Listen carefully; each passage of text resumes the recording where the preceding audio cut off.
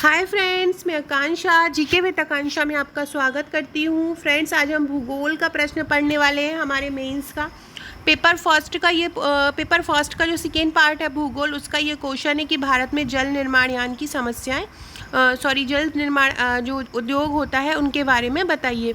आगे बढ़ने से पहले पहली बार है चैनल पे तो चैनल को सब्सक्राइब कर लीजिएगा। फ्रेंड्स, ये मेरे सॉल्व्ड पेपर के नोट्स तैयार हो चुके हैं, क्योंकि सॉल्व्ड पेपर की पीडीएफ भी आपको, सॉल्व्ड पेपर की अगर आपको सॉफ्ट कॉपी चाहिए तो सॉफ्ट कॉपी भी मिल जाएगा।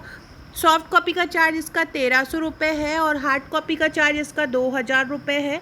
इसमें करीब 1300-1400 पेजेस हैं आपके लिए। पूरे जो 8 फाइलें, इसकी 8 फाइलें आपको मिलेंगी। 8 फाइलों में आपकी जो फर्स्ट सेकंड थर्ड पेपर है वो 2-2 पार्ट में रहेगा, और जो फोर्थ और फिफ्थ पेपर है उसकी एक एक फाइल रहेगी। इस प्रकार से 1300-1400 पेजेस का आपका एक फ़ाइल बनेगा। नॉर्मल सॉल्ड पेपर आपने देखा होगा मार्केट में मिलता है 400-500 समथिंग पेज होते हैं, उसमें 400 पेज होते हैं और एक में ही सब कुछ कवर किया होता है। अब किसी प्रॉब्लम को सुलझाने के लिए मैं ये लेके आई थी। अगर आपको सॉफ्ट कॉपी लेना है तो सॉफ्ट कॉपी ले सकते हैं, हार्ड कॉपी लेना है तो हार्ड कॉपी ले सकते हैं। इस प्रकार से आपको पीडीएफ मिल जाएगा इसका, और इसका प्रिंट भी आप निकाल सकते हैं। अब हमारा क्वेश्चन क्या है कि भारत में जल निर्माण उद्योग की समीक्षा कीजिए। भूगोल का ये प्रश्न है, 15 नंबर में आता है। एमपीपीएससी भी पूछ चुकी है और दूसरे स्टेट के एग्ज़ाम में भी ये आ चुका है। इस प्रकार से ये बहुत इम्पोर्टेंट हो जाता है। तो पढ़ते हैं क्या है जल निर्माण उद्योग, क्या इसकी समीक्षा है, क्या कैसे हम लिखेंगे इसको। 15 नंबर में करीब हमको 2.5-3 पेज में इसको कंप्लीट करना है।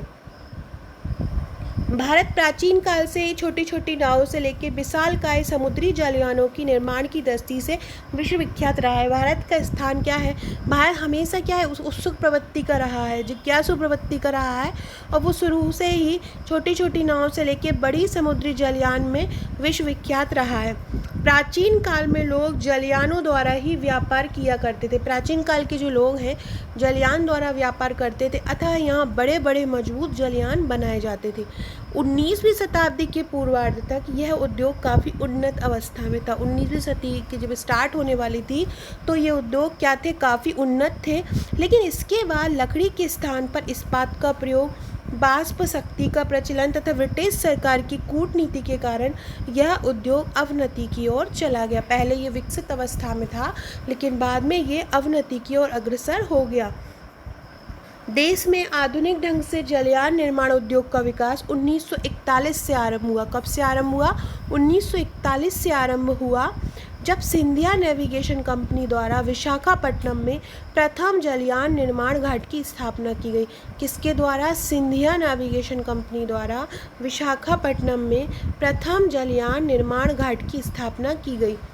द्वितीय विश्व युद्ध के दौरान जापानियों द्वारा बम वर्षा के कारण यह ध्वस्त हो गया था। क्या हुआ कि जब सिंधिया नेविगेशन कंपनी द्वारा विशाखापट्टनम में पहली बार जलयान निर्माण की स्थापना की और द्वितीय विश्व युद्ध के दौरान जापानियों द्वारा यह ध्वस्त हो गया था। वर्तमान में भारत में 4 बड़े तथा 3 मध्यम दर्जे के जल निर्माण प्रांगण हैं।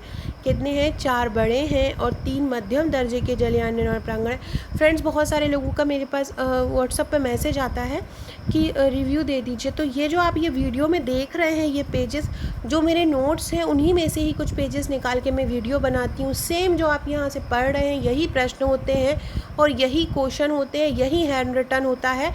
मैं प्रिंट नहीं कराती हूँ, कॉपी ही रहता है। यही कारण है कि मेरे नोट्स थोड़े से महंगे हैं, क्योंकि प्रिंट कराने में चार्ज बहुत कम लगता है। अब मैं कॉपी कराती हूँ, उसके बाद पैकिंग चार्ज लग जाता है। 25 फाइलें आपका पैकेज का रहेगा, 8 फाइलें आपका सॉल्ड पेपर का रहेगा, जिसके कारण जो पैकेज है वो बहुत बड़ा हो जाता है और उसमें भी आपका बहुत ज़्यादा खर्चा चला जाता है। तो वर्तमान में भारत में 4 बड़े और 3 मध्यम दर्जे के जलयान निर्माण प्रांगण हैं जो सार्वजनिक क्षेत्र के हैं। जलयान की मरम्मत हेतु 17 सूखी गोदियां हैं। जलयान की मरम्मत के लिए क्या है? 17 सूखी गोदियां, जहां पे जहाज रुकते हैं, जिनमें से 5 मुंबई में है, 2 विशाखापट्टनम में है और 2 कोचीन में है। किस प्रकार है देख लेते हैं। नंबर 1 है हिंदुस्तान शिपयार्ड लिमिटेड। मैंने अपना जो क्वेश्चन होता है उसको इस प्रकार से करती हूँ कि देखिए इस प्रकार से पॉइंट में लिख देती हूँ मैं हेडिंग को भी। इससे क्या होता है कि आपको रिवीजन करने में बहुत आसानी होएगी, और जब आप एग्ज़ाम देंगे, एग्ज़ाम देने के लिए जाएंगे, तो लास्ट मोमेंट पे जब आप पढ़ते हैं, क्योंकि दिन में एक भी दिन छुट्टी नहीं होता है, कंटिन्यू पेपर होता है, तो आपके लिए ये बहुत इम्पोर्टेंट रहेगा। हिंदुस्तान शिपयार्ड लिमिटेड विशाखापट्टनम देश का सबसे बड़ा जलयान निर्माणक घाट है, मतलब सबसे बड़ा जलयान जो है वो यहीं पे बनते हैं। मालवाहक जलयान यहाँ पे बनाए जाते हैं, मतलब जो माल ढोते हैं वो जलयान यहीं बनते हैं। ये आधुनिक किस्म के जलयान है, मतलब ये मॉडर्न तकनीक से बनाए हुए हैं यहाँ पे जो जलयान बनते हैं। हर साल 9000 DWT क्षमता के 5 से 6 जलयान यहाँ बनाए जाते हैं। हर साल लगभग 5 से 6 जलयान यहाँ पे बनते हैं। दूसरा है garden reach ship builders and engineers.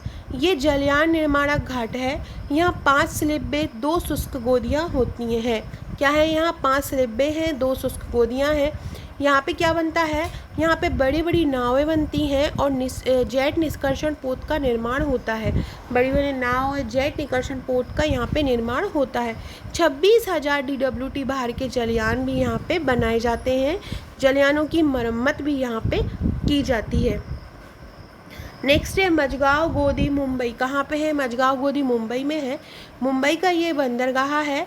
भारतीय नौसेना के लिए यहाँ पे जलयान बनाए जाते हैं। आपके प्रीलिम्स के लिए भी इम्पोर्टेंट फैक्ट है कि भारतीय नौसेना के लिए जो जलयान है वो किस जगह पर बनाए जाते हैं। तो भारतीय नौसेना के लिए जो जलयान है वो मजगांव मतलब मुंबई में बनाए जाते हैं। तेल प्राकृतिक गैस आयोग के लिए अपतटीय प्लेटफॉर्म यहाँ पर बनाए गए। किसके लिए, तेल और प्राकृतिक गैस आयोग के लिए अपतटीय प्लेटफॉर्म यहाँ पे बनाए गए। जलयानों की यहाँ पे मरम्मत भी की जाती है। क्या होता है, जलयानों की यहाँ पे मरम्मत भी की जाती है। मुंबई बंदरगाह भारतीय नौसेना के लिए जलयान यहाँ बनाए जाते हैं। तेल और प्राकृतिक गैस आयोग के लिए अपतटीय प्लेटफॉर्म यहाँ पे बनाए गए हैं और जलयानों की यहाँ पे मरम्मत भी की जाती है। नेक्स्ट है चौथा, कोचीन शिपयार्ड। स्थापना कब हुई थी, स्थापना इसकी जापान के सहयोग से हुई थी। ये बड़े आकार वाले जलयान हैं। 1 लाख DWT भार वाले जलयानों की मरम्मत की यहाँ पूर्ण व्यवस्था है। 1 लाख DWT भार वाले जलयानों की मरम्मत की यहाँ पूर्ण व्यवस्था है। भारत लगभग 5600 किलोमीटर लंबी तटरेखा रखता है। कितने, अब लास्ट में हम क्या करते हैं, पहले हमें इंट्रो देना होता है, तो हमने जलयान की प्राचीन स्थिति से लेकर अभी तक की स्थिति लिख ली थी, फिर उसके कहाँ कहाँ पे है पोत वो लिख लिए थे। लास्ट में हम इसका निष्कर्ष लिख देंगे। भारत लगभग 5600 किलोमीटर लंबी तटरेखा रखता है, जिसमें बंदरगाह और गोदियों का विकास संभावित होता है। भौगोलिक दृष्टि से भारत की स्थिति इसके विदेशी व्यापार में महत्वपूर्ण स्थान रखती है।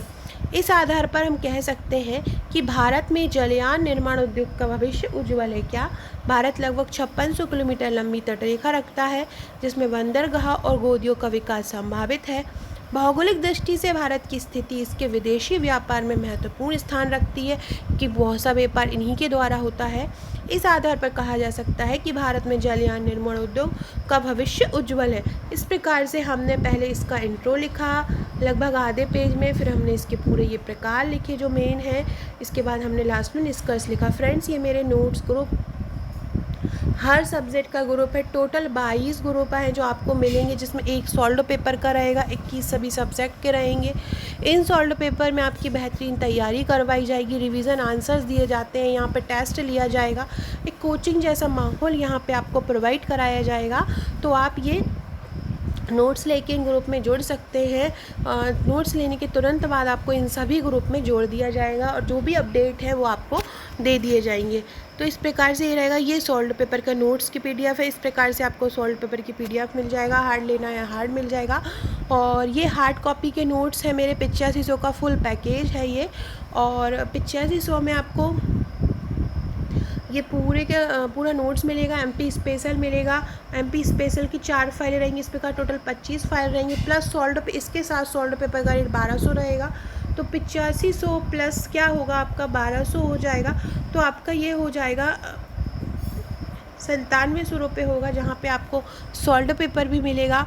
सॉल्ड पेपर के साथ आपको पूरा पैकेज भी मिलेगा। आपके पास पूरा मेंस का लिए नोट तैयार हो जाएगा, जिसमें आपके प्रश्न उत्तर श्रृंखला में सभी टॉपिक कवर रहेंगे। तो आपको बस यही लेना। अगर आप सॉफ्ट कॉपी लेना चाहते हैं तो सॉफ्ट कॉपी का 5200 का ये रहेगा, और 5200 के साथ 5000 का आपका सॉल्ड पेपर रहेगा, तो 6200 का ये आपको पड़ेगा। तो आप ये ले सकते हैं। और अगर आप मेरे प्रीलिम्स या मेंस के नोट्स लेना चाहते हैं तो आप मुझे इस नंबर पर व्हाट्सअप कर सकते हैं। डिस्क्रिप्शन में दी लिंक से आप व्हाट्सअप और टेलीग्राम ग्रुप से जुड़ सकते हैं। Okay friends, thank you.